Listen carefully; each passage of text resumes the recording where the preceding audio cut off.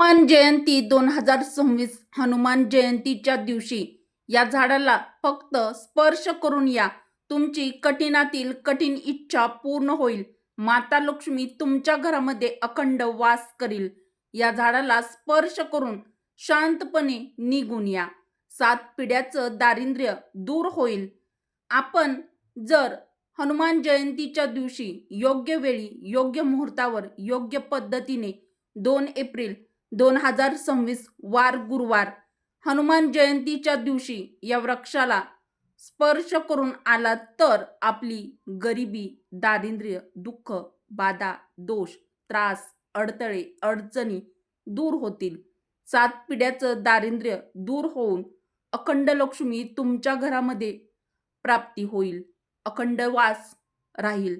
अखंड लक्ष्मी तुमच्या घरामध्ये पाणी भरेल. नमस्कार मित्रांनो, श्री स्वामी समर्थ. जय हनुमान. मित्रांनो, हिंदू धर्मशास्त्रानुसार हनुमान जयंती साजरी केली जाते चैत्र महिन्यातील शुक्ल पक्षातील पौर्णिमेला.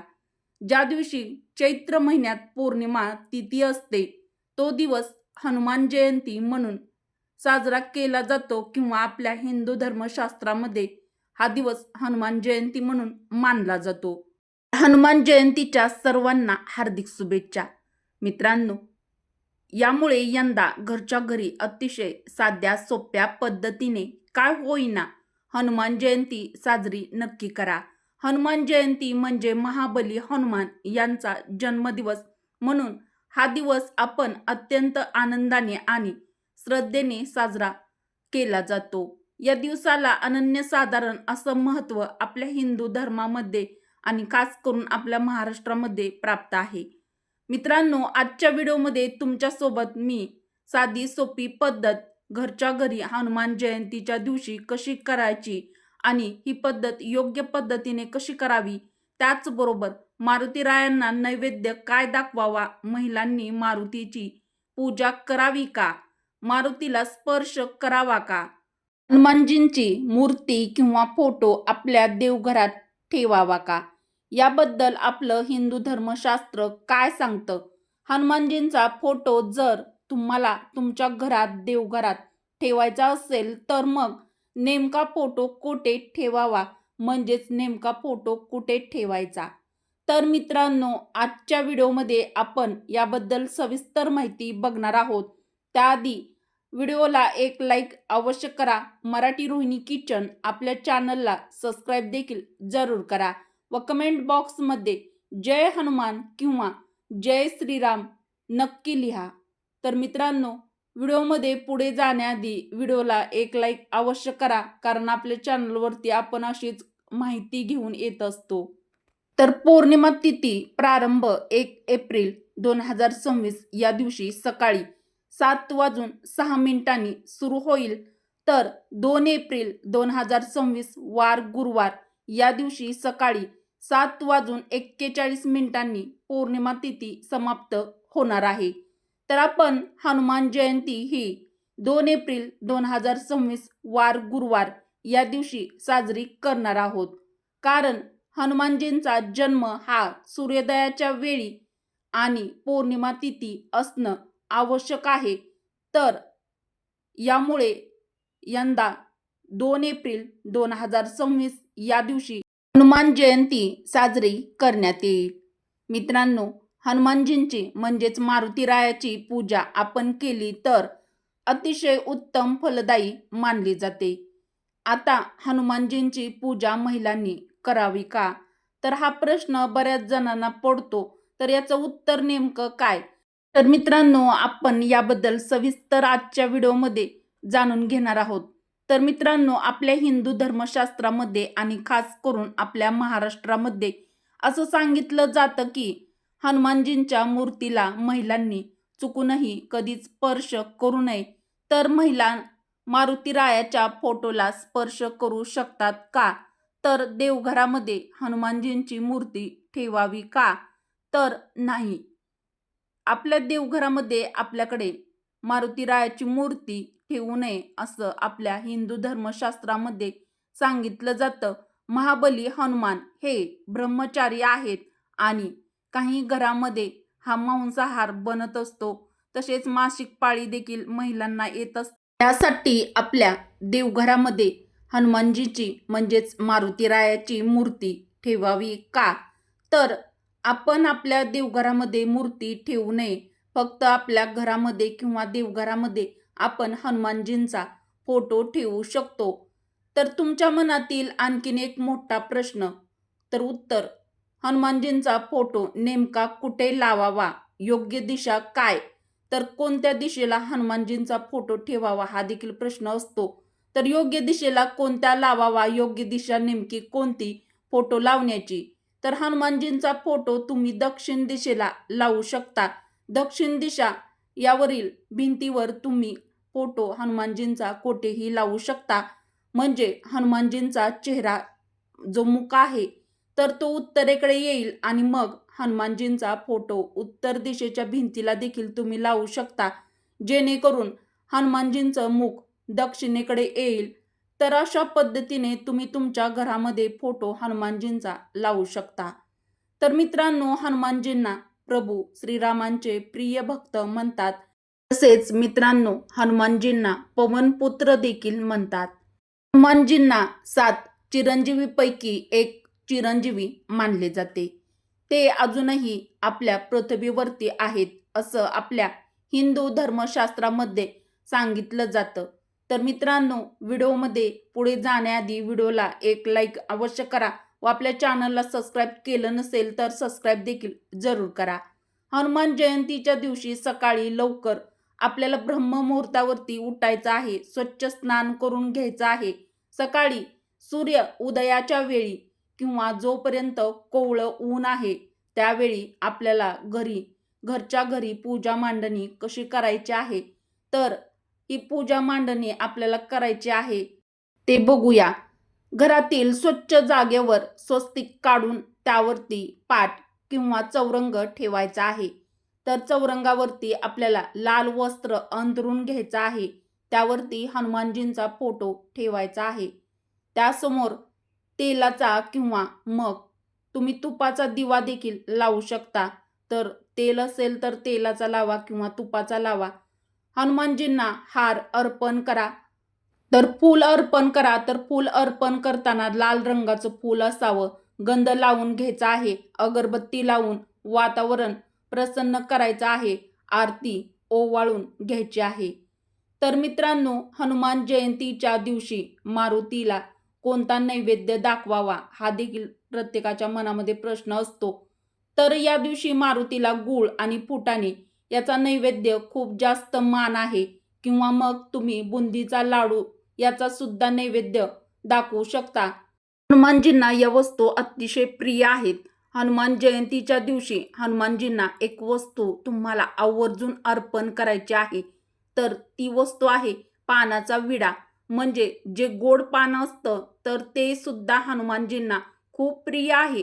त्याचा नैवेद्य तुम्ही हनुमानजींना हनुमान जयंतीच्या दिवशी आवर्जून दाखवू शकता. काही लोक गोड पदार्थ बनवून घरच्या घरी त्याचा देखील तुम्ही नैवेद्य दाखवू शकता. हनुमानजींना हा नैवेद्य अवश्य अर्पण करा. नैवेद्य दाखवल्यानंतर कमीत कमी अर्धा तास तरी तिथे नैवेद्य ठेवावा आणि त्यानंतर आपल्या घरातील सर्व सदस्यांनी तो प्रसाद म्हणून ग्रहण करायचा आहे. त्या दिवशी हनुमान जयंतीच्या दिवशी सुंदरकांडचा पाठ देखील तुम्ही करू शकता. जर तुम्हाला सुंदरकांड म्हणता येत नसेल तर तुम्ही मोबाईलवर ऐकलं तरी सुद्धा चालेल. हनुमान चालीसा किंवा मारुती स्तोत्र किंवा रामरक्षा स्तोत्र म्हणायचं आहे. या सर्व सेवा केल्यानंतर प्रभू श्रीरामांचं नाव घ्या. श्रीराम जय जय राम या मंत्राचा एक माळ जप करा किंवा मग तुम्ही हनुमान चालीसा 111 वेळा म्हणा.